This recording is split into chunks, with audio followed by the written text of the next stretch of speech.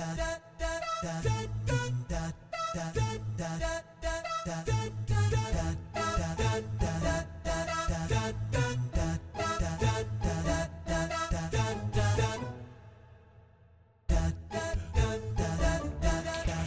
عليكم ورحمة الله وبركاته. شو اخباركم؟ ان شاء الله تكونوا تمام. معاكم ليشا من قناة ليشا ديستنكتيف. طبعا فكرة الفيديو جدا جميلة. فكرتها كيف تشيلين المناكير بدون مزيل. طبعا اول شيء الفيديو هذا يصلح للبنات اللي مثلا تطلع مناسبة تبي تحط مناكير بس ما عندها مزيل، يعني مزيل مناكير عشان لما ترجع تزيل المناكير. أو يصلح يعني للبنات إذا مثلا لما ترجعين من المناسبة تكونين تعبانة، خلاص مالك خلق مثلا تزيلين المناكير ومدري إيش.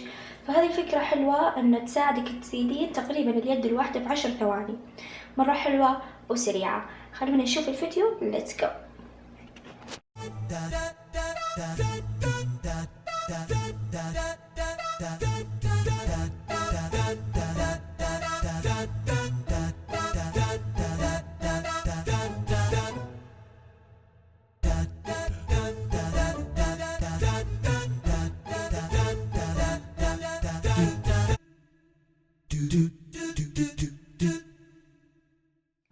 طبعا تاخذين من الصمغ بالفرشاة وتحطينه على أظافرك.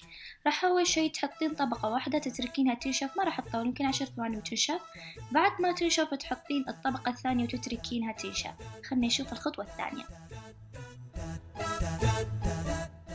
طبعا الحين الخطوة الثانية هي بعد ما نشف الصمغ على الأظافر راح تحطين من المانيكير اللي انتي حابته. حطي طبقة طبقتين عادي، خذي راحتك.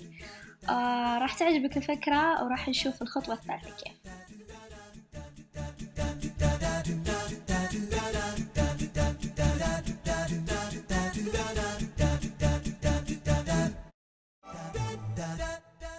طبعا أنا الحين رجعت مثلا من المناسبة، يعني انتوا تخيلوا.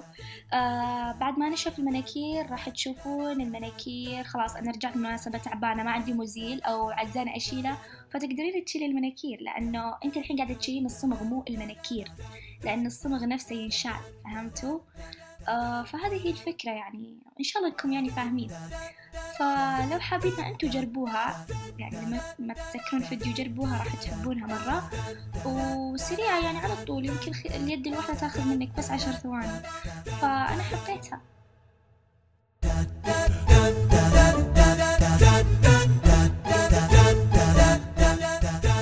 طبعا في نهاية الفيديو أتمنى أنكم استفدتوا من الفيديو واستمتعتوا منه يعني.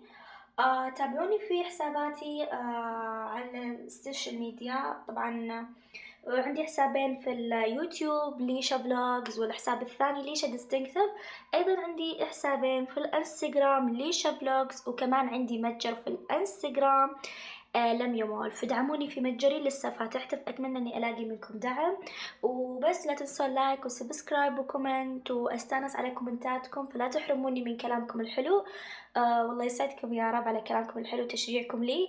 وبس next week.